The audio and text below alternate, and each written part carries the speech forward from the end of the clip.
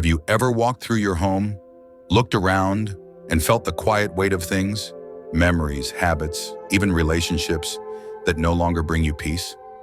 After 70, life offers a rare and beautiful chance to begin again, not by adding more, but by gently letting go. This isn't about giving up the past, it's about honoring it while making space for the lightness, clarity, and joy that your heart now truly craves. In this video, we'll explore 5 powerful things you might consider releasing, not out of obligation, but as a gift to yourself. Because sometimes peace doesn't come from holding on, but from knowing when it's time to set something down.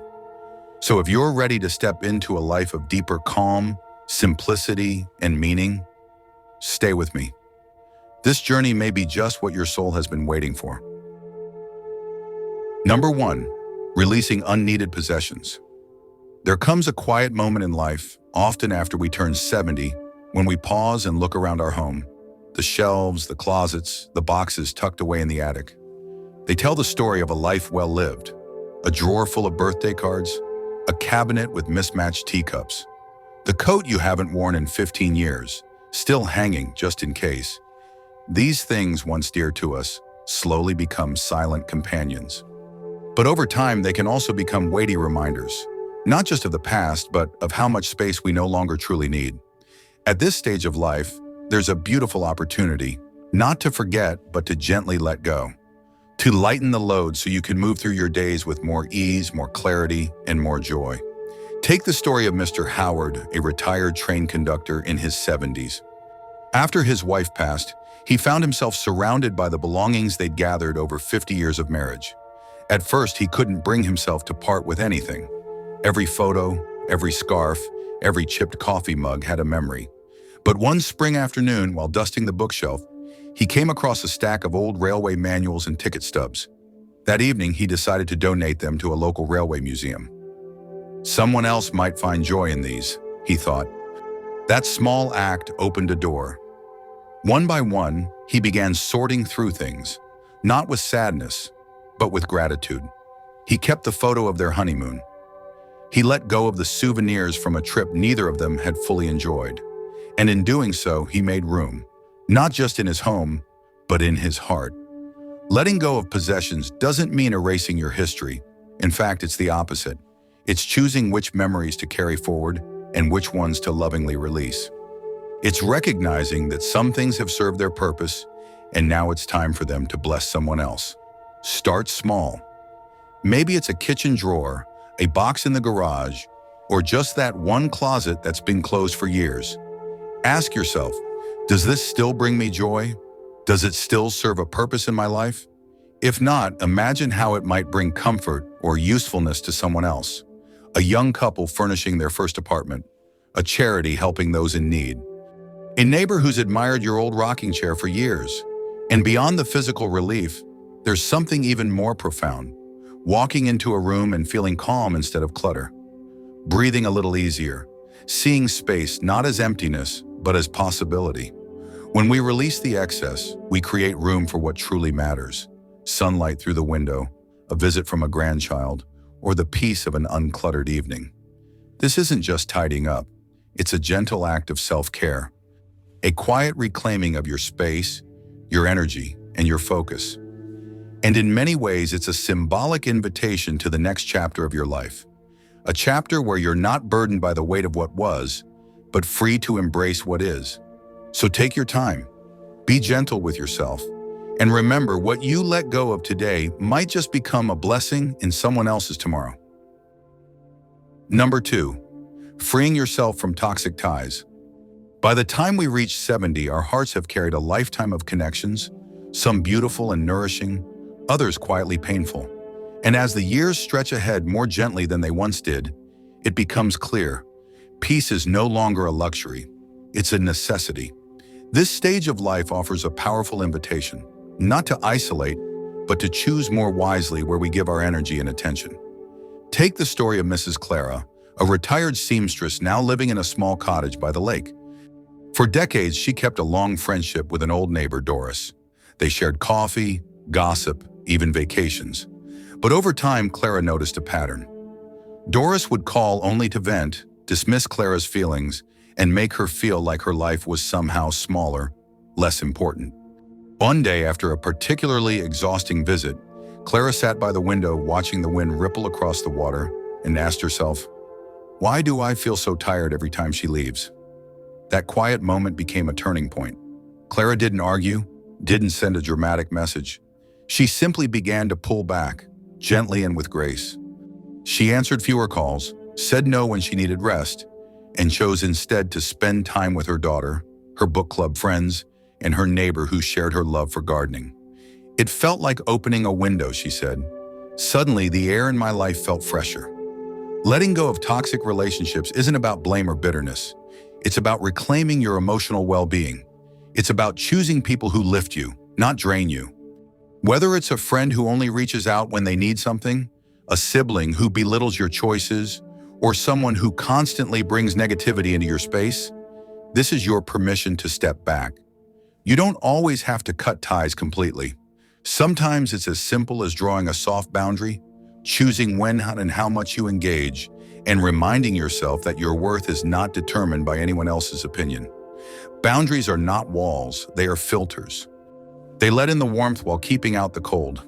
Think of your time and energy like a garden. Would you keep watering a plant that only withers no matter how much love you give? Or would you redirect your care to the flowers that bloom under your touch? In this season of life, your garden deserves only what grows beauty and kindness. Imagine your days surrounded by people who truly see you. Those who ask how you're doing, who laugh with you, who sit in silence when words aren't needed. These are the people who remind you that connection doesn't have to be hard or hurtful. It can be soft, uplifting, and real. You've carried enough weight in your life, responsibilities, expectations, sacrifices. Now is the time to set some of it down. Choose ease, choose warmth, choose yourself. Because the truth is, freeing yourself from toxic ties doesn't make you unkind. It makes you wise.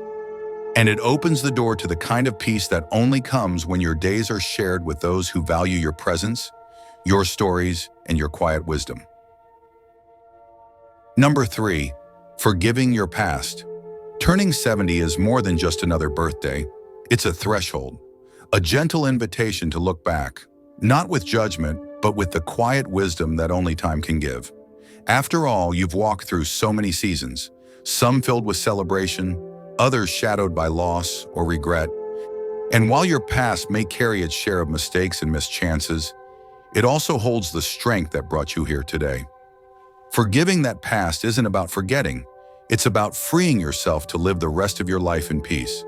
Take Mr. Raymond, a soft-spoken man who spent most of his life working as a postman in a quiet town in Michigan. In his younger years, he made a difficult choice: to work long hours and skip college so he could support his younger siblings after their parents passed. Decades later, with his children grown and his home quiet, he sometimes found himself wondering, what if I had gone to school? What if I had done more for myself? These thoughts crept in during long walks or while watching the sun set alone on his porch. They didn't come with anger, just a soft ache, a whisper that maybe he hadn't done enough. But one day while visiting a local library, Raymond stumbled upon a scrapbook from a neighborhood history project. There, tucked between faded pages, was a photo of him helping a young boy cross the snowy street. His own nephew, now a successful doctor. "You were the rock of this town," someone had written. That moment shifted something in him. He realized he had not failed to build a legacy. He had simply built it in a different way. His sacrifices had created a foundation for others to stand tall. That realization allowed him to forgive the younger version of himself for the doubts, for the road not taken, and feel proud of the life he had chosen. Regret can be like a quiet echo. It follows us into old age, whispering about the paths we didn't take, the words we didn't say, or the people we wish we had loved better. But here's the truth. Life was never meant to be perfect. It was meant to be lived. And every stumble, every wrong turn, every tear and triumph, they've all shaped the remarkable person you are today. Forgiving yourself doesn't mean pretending the past was flawless. It means acknowledging that you did the best you could with what you had, who you were, and what you knew. Would you look into the eyes of someone you love and tell them they weren't enough? That they deserve to carry shame forever? Of course not. So why speak that way to your own heart? If you find yourself haunted by a decision or a moment you can't seem to shake, try this. Write yourself a letter, not of explanation, but of kindness. Let it begin with the words, "I forgive you." Tell yourself the truth that got buried under years of guilt. Then fold it away or keep it where you can see it. It's not a ritual, it's a reclaiming. Let this stage of life be one of gentleness, with yourself most of all. Spend more time doing things that ground you in the now. Water your plants, sit in the sun, journal your thoughts, or simply watch the birds and let your breath steady. The more you choose presence, the more the past begins to soften its grip. You didn't live a perfect life. You lived a real one. And that, in itself, is something to celebrate. So breathe a little deeper. Let the weight fall from your shoulders. And walk into the rest of your days with forgiveness, compassion, and a heart ready to be light again. Number 4, breaking unhealthy habits. By the time we reach our 70s, our bodies have carried us through a lifetime, across seasons of joy, loss, celebration, and quiet endurance. But just like an old garden that still blooms with care, our health too can flourish again, no matter how many birthdays we've seen. The key is to gently let go of the small habits that no longer serve us and begin replacing them with ones that bring vitality and peace. Mr. Contentment, Dennis, now 74, spent most of his life working at a local printing press. After retirement, he found himself falling into a routine that felt safe but slowly wore him down. Breakfast became a rushed cup of coffee and toast, lunch was often a microwave meal, and evenings were filled with hours of watching the news, which left him more anxious than informed. He rarely went outside and often told himself, "What's the point? I've made it this far." At home. But after a routine checkup showed rising blood pressure and early signs of prediabetes, his doctor gently urged him to consider a few small changes. At first, Dennis resisted. He wasn't used to health routines or diets. But one morning, while watching the sun rise from his back porch, something shifted. He thought, if I want to keep enjoying this view, maybe I should meet my body halfway. So he started small, adding a handful of blueberries to his breakfast, walking to the mailbox and back twice instead of once, and switching one evening of TV for an old book he loved but had never finished. Little by little, his energy returned, his sleep improved, and most importantly, he began to feel hopeful again. Unhealthy habits come in many forms. Sometimes it's skipping meals or leaning too heavily on processed food for convenience. Sometimes it's avoiding movement because of joint pain or fear of falling. But just as often, it's the mental patterns we carry, worrying about things we can't change, soaking in too much negativity from the news, or isolating ourselves from the people who care about us. But here's the hopeful truth. It's never too late to shift. Change doesn't require dramatic overhaul. It begins with compassion, with one decision at a time. A bowl of nourishing oatmeal instead of nothing. A 10-minute walk in the morning light, choosing music over the evening headlines, calling a friend instead of scrolling through worries. These tiny steps are not insignificant. They are love notes to your body and spirit. They're reminders that you're still here, still deserving of energy, strength, and moments of joy. And if it feels difficult, know that you don't have to do it alone. Whether it's speaking with your doctor, reaching out to a therapist, or inviting a neighbor to join your walks, seeking support is not a weakness, it's an act of wisdom. You've given so much to others in your life. Now is the time to give something back to yourself. The gift of gentle care. Picture waking up with a lighter heart, a more rested mind, and the energy to enjoy the morning sun, your favorite meal, or a laugh with someone you love. Letting go of unhealthy habits isn't about chasing perfection or adding more pressure. It's about making space for well-being to quietly return, about feeling proud of yourself for every nourishing choice, and about walking into each new day, not just surviving, but truly savoring life, with health, joy, and deep gratitude in every breath. Number 5, embracing change fearlessly. Change, a small word, yet one that carries so much weight, especially as we grow older. By the time we reach 70, life has likely settled into a familiar rhythm. The same chair by the window, the same walk to the mailbox, the same morning routines. And while comfort has its beauty, so does growth. And growth often begins with change. But let's be honest, change can feel unsettling. Whether it's learning how to use a new phone, adjusting to health limitations, or even considering a move to a smaller space, it's natural to feel hesitant. Yet what if we looked at change not as something to fear, but as something that still has the power to enrich our lives? Take the story of Ms. Judith, a 72-year-old widow who had lived in the same house for over 40 years. After her husband passed, the home began to feel too large, too quiet, too full of memories that made her feel stuck rather than comforted. Her children gently encouraged her to consider moving to a nearby senior living community, but Judith resisted for months. She feared losing her independence, her routines, her identity. Eventually, after a long talk with her daughter and a tearful goodbye to her rose garden, Judith took the leap. It wasn't easy. But within a few weeks, something surprising happened. She discovered a watercolor class down the hall where she met others who shared her love for art. She started joining the morning Tai Chi group, and slowly her world expanded, not in size but in depth.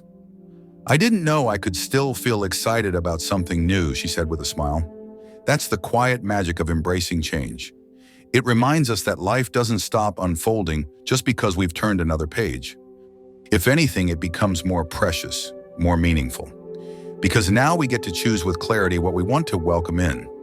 Change doesn't have to be big or dramatic. Sometimes it's simply swapping one habit for another, trading a quiet afternoon indoors for a walk in the sunshine, or replacing old worries with a new hobby. It might mean downsizing your home not as a loss, but as a gift of freedom. Or finally saying yes to video calls, even if you have to ask your grandson how to do it each time. Every small step is a victory. Every choice to grow is an act of courage. And no, embracing change doesn't mean pretending it's easy. It just means being open, curious, willing to believe that new joy might be waiting just outside your comfort zone. So take a breath, look around your life. Ask gently, what am I holding on to out of fear, not love? And then imagine, what might happen if I let go? Because the truth is, change isn't the end of your story. It's how your next chapter begins. One that's filled with fresh connections, new laughter, and unexpected joy. And perhaps most importantly, when you choose to embrace change in your 70s and beyond, you're sending a powerful message, not just to others, but to yourself. I am still growing, I am still alive, and I am not done discovering how beautiful life can be. Change is not something to fear. It's a quiet companion, gently guiding you toward the freedom, peace, and joy you've always deserved. After all the years of giving, sacrificing, and carrying the weight of others, this is your time to breathe easier, to live lighter, and to choose what truly matters. Thank you for staying with me until the end. You've walked a long road, full of strength and grace. Now let this be the beginning of a softer chapter, one written just for you. If this message touched your heart, feel free to subscribe so you don't miss the next gentle step on this journey. And if you feel called, share your thoughts below with just a simple comment. Letting go. Remember, it's never too late to create the life that brings you calm and quiet joy. And in the next video, we'll explore even more ways to make your golden years truly golden. Stay inspired. You deserve every beautiful moment ahead.